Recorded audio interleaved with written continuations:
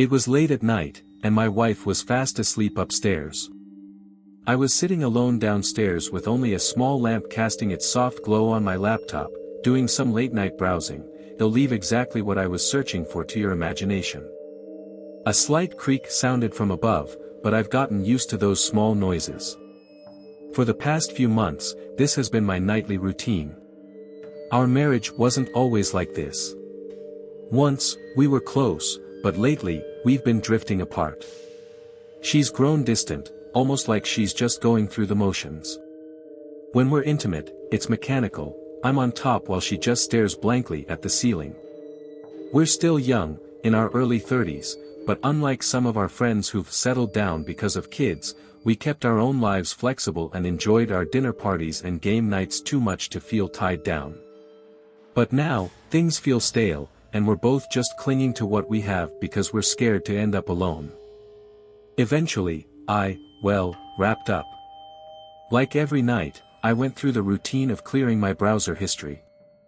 I had to. My wife often borrows my laptop to shop online, and I prefer to keep my late-night habits private. Just as I was about to delete everything, I noticed a link in my history titled Sinister. That caught my eye since I couldn't remember visiting anything with that name. Curiosity got the better of me, so I clicked, and it opened a dark web forum. There's no way my wife had been on this. She's the epitome of squeaky clean. Against my better judgment, I kept reading. The page featured a conversation between two usernames, Gus, our cat's name, and another called Haystack. As I scrolled through their messages, my jaw dropped. My wife had hired a hitman to kill me. I slipped into bed beside her, lying flat on my back, wide awake. Every time she moved, I tensed up, flinching at the smallest shift. Should I leave? Go to the police? Why would she want me dead? A million questions raced through my mind. By morning, I was a wreck. I hadn't slept a wink. How could I, after discovering my wife wanted me dead? We have a morning routine before work. Alice brews the coffee, while I get breakfast ready, usually porridge and fruit. Yeah, we're one of those health-obsessed couples. We eat in silence, though, having gradually run out of things to talk about over the years. Then, out of nowhere, Alice asked, "So, what's on your agenda today?" I froze. She never asks me about my day. Why now? I kept it vague. Just a bunch of meetings. She pressed a little. Anything important? Why was she digging? Did she need to tell the hitman my plans for the day? Brad and I have a meeting with the board about the merger, I answered. She just nodded and left the table. At the board meeting, I couldn't focus. There was no way this woman I'd promised my life to had actually hired someone to end it. I felt trapped in a nightmare I was desperate to wake up from. And the timeline? The CEO asked, breaking my daze. I glanced around at a room full of expectant faces and quickly nodded. Yeah, the timeline looks good.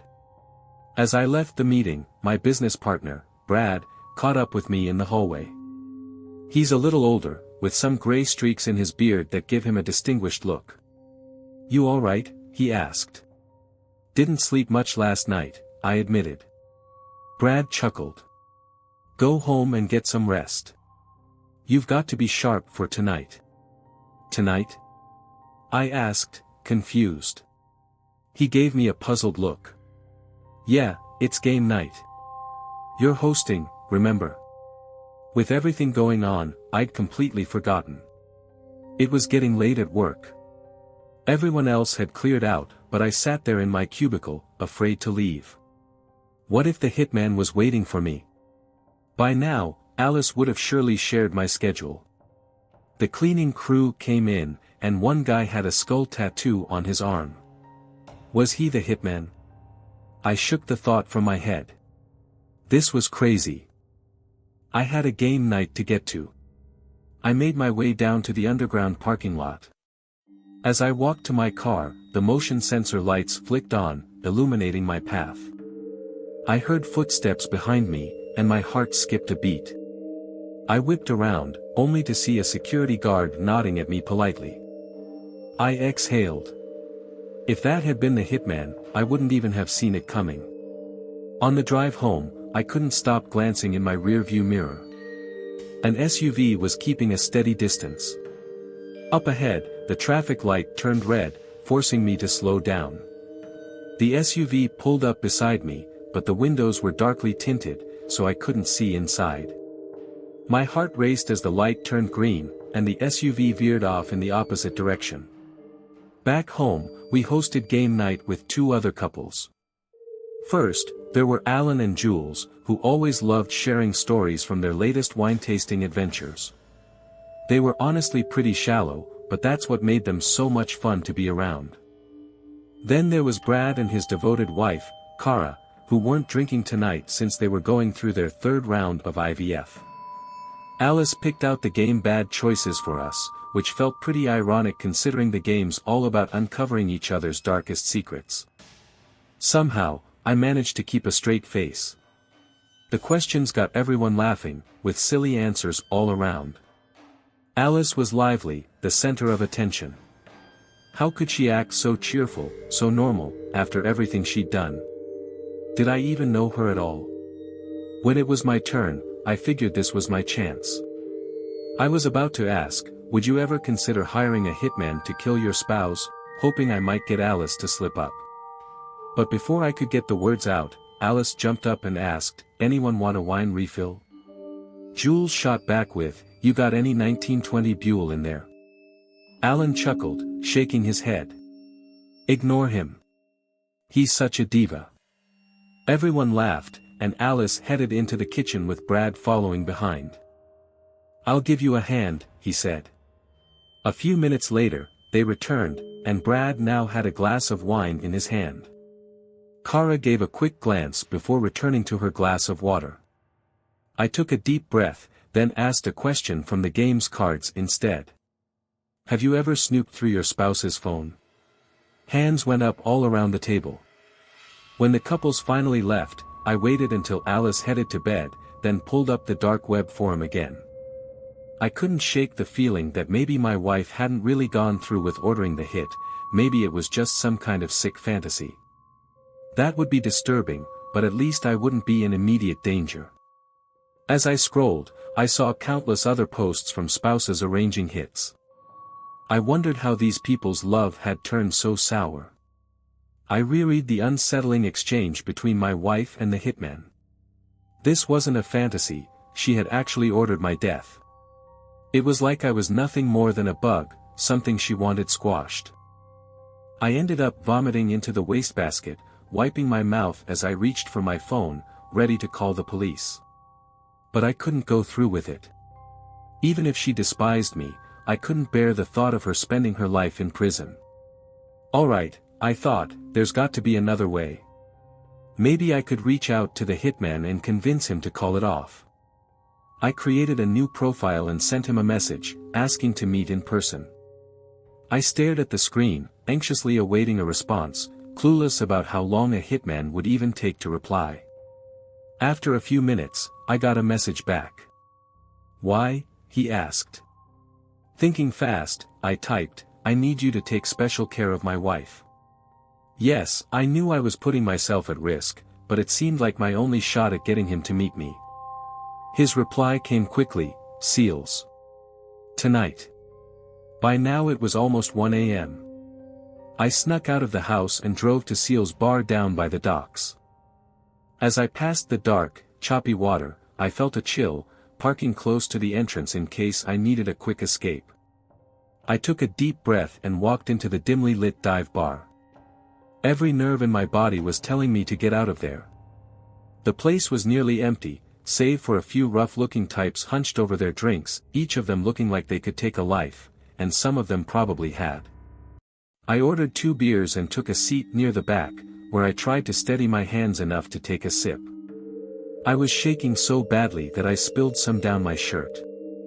I waited for over half an hour, the whole time thinking, this is completely insane.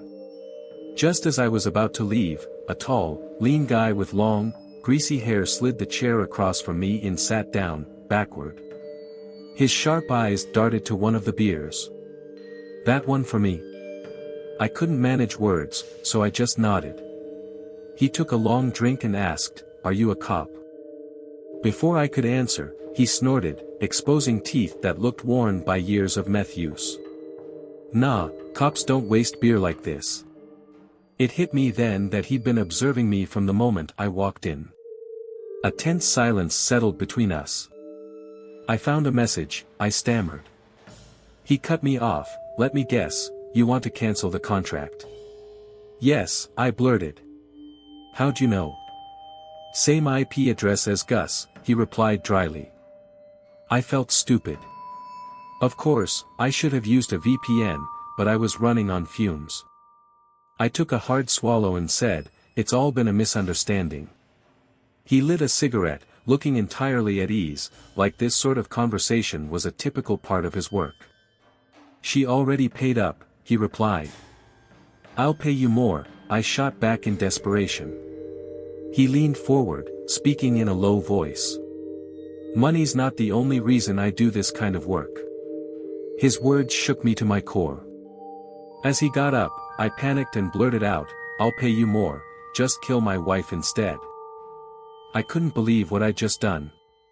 If someone had told me a week ago that I'd be putting a hit out on my wife, I would have thought they were insane. Old school style, the hitman scribbled a number on a slip of paper with his offshore bank account details and slid it over to me. 24 hours, he said, standing up. I watched him toss his cigarette onto the pavement before he walked out of the bar. That weekend, an odd thing happened between Alice and me. We were actually being nice to each other. It felt like both of us were weighed down by guilt. While we were doing our usual chores around the house, Alice suggested, "How about we go out for dinner?" I was caught off guard by her suggestion. We hadn't been out to eat in months. "Where?" I asked. "Donatello's," she replied. I smiled faintly. "Our first date spot." She gave me a small smile back. I remember. My heart dropped. Was this her way of saying goodbye? Or worse, was she planning to meet the hitman there? Choosing the place where we'd once fallen in love felt cruel if she was setting me up. But little did she know, she was the one in real danger now. So, I played along. "Yeah, let's do it." That evening, we arrived at Donatello's in an Uber. I'd even put on a sports jacket, and Alice looked stunning in a sleek evening dress.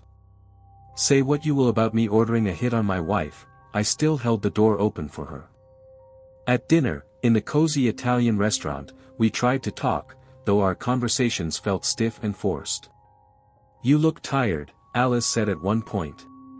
"It's been a long week," I replied. Biggest understatement of my life. But as the meal went on, the wine started to work its magic, and we slipped into more natural conversation. We even shared a few laughs. Maybe it was just the alcohol, but I felt that old spark between us again, and I got the sense she wanted to tell me something. "It feels like you've been somewhere else," I ventured, hoping she'd open up. She looked at me, but before she could answer, the waiter dropped off our bill. I paid and left $100 tip. Alice laughed, saying, "You always tipped way too much." I remember noticing that on our first date. I chuckled back, "Was that all you liked about me?" Our laughter trailed off as we headed out of the restaurant. Outside, it was dark. As we waited for our Uber, a tall, thin guy in a hoodie approached from a shadowy alley, reaching into his pocket. My heart jumped. Was this the moment the hit on Alice would go down? I grabbed her arm and pulled her toward the car. "What are you doing?" she protested. I stole a glance over my shoulder, only to see the hooded man pull out a cell phone and continue walking by. In the back seat of the Uber, Alice stared at me, her expression a mix of confusion and disbelief. What the hell was that? I had no answer. My heart was still hammering in my chest. We rode home in silence, and a terrifying thought crept into my mind: she didn't seem at all concerned about my safety. Over the next few weeks, nothing happened. Alice spent a lot of nights staying with friends or family, and we barely spoke. Each time she left, I was on edge, waiting for the police to show up and tell me they'd found her body. I even tried practicing my reaction in the bathroom mirror, but I couldn't stand to look at myself. The suspense was eating me alive. I couldn't eat, couldn't sleep, couldn't concentrate on anything. At work, the merger fell through, and I was on the brink of losing my job. I realized I couldn't go on like this, so I messaged the hitman, arranging another meetup. This time, he told me to meet him down at the docks. I knew I had no choice but to go. I needed to end this somehow. I arrived at the docks late at night, the only light coming from the moon reflecting off the water. With my phone's flashlight guiding me, I moved cautiously through the rows of shipping containers. A chill ran down my spine. What if he'd set this up to take me out? It'd be a smart move, getting rid of the evidence before anyone could trace anything back to him. A gust of cold wind cut through me. "It's getting rough out here," came the hitman's voice. He appeared from behind a container, and as we faced off, I felt the shift in the air. Meeting him here, under the cold moonlight, was a different beast from our last encounter in the bar. He seemed calm, but there was an unmistakable threat in his eyes. "I need you to call off the hit," I said, my voice steadier than I expected. The hitman raised an eyebrow. "Even though she wants you dead?" I closed my eyes, fighting the sting of that reality. "Yes, even though she wants me dead." The hitman sighed. "Problem is, someone else offered me a higher price." Then he pulled a gun from his jacket and leveled it at my chest. I was frozen in place. "We had an agreement," I shouted. He smirked. "Funny, didn't mind when I broke her deal for you." I felt like the biggest fool in the world. Who in their right mind would trust a hitman off some shady website? In a last-ditch effort, I blurted out, "I'll pay you more." He lowered the gun just a fraction. "I'll pay you anything." The hitman slid his gun back into its holster. I thought about running, but I was frozen in place. He scribbled another figure on a scrap of paper and passed it over. I gawked at the absurd sum. There was no way I could come up with that kind of money. His face remained stone cold. 24 hours, he said, nodding at the number. "I'll throw the guy in for free. No one dies." I blurted out. The hitman simply turned and walked away. "What's his name?" I shouted, hoping for any clue. But he just kept moving. "Ask your loving wife," he called back over his shoulder. I stood there, alone and confused, saddled with a bill I couldn't possibly pay, and my life hanging in the balance. Back at home, panic clawed at me. I scrambled for ways to pay the hitman's demand. I tried taking out loans from multiple banks, but they wouldn't lend me enough. Selling my collection of watches wouldn't come close to covering it. I even put my kidney up for sale on the dark web, but the offers were either too low or downright creepy. In the back of my mind, questions kept spinning. Who was this other guy who had hired the hitman? What connection did he have with my wife? Finally, I realized I had only one option: I'd have to confront Alice directly and get answers.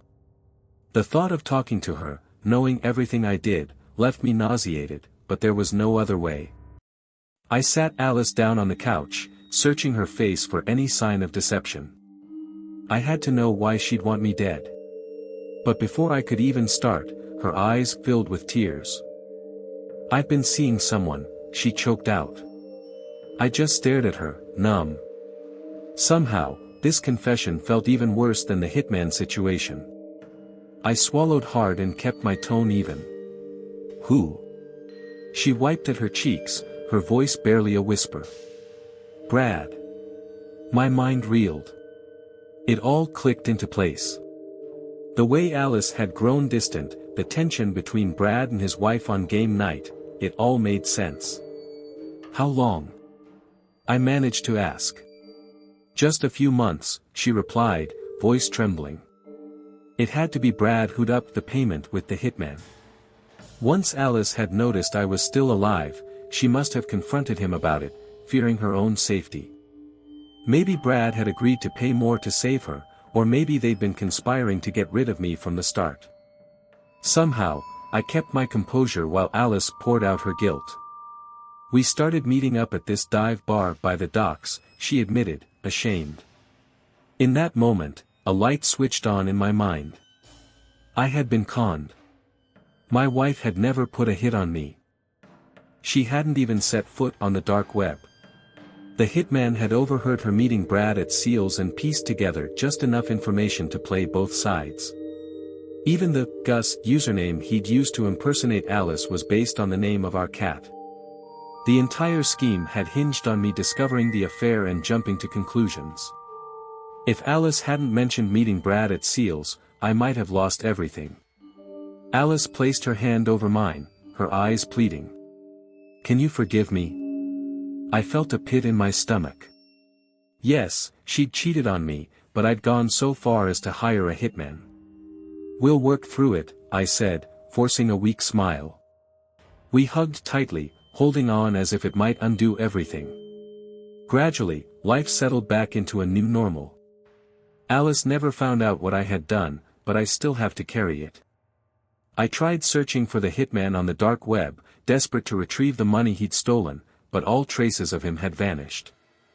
I even returned to Seals, but he was long gone. It was as if he'd never existed at all. There was no way I could go to the cops. I'd get a life sentence for what I'd done.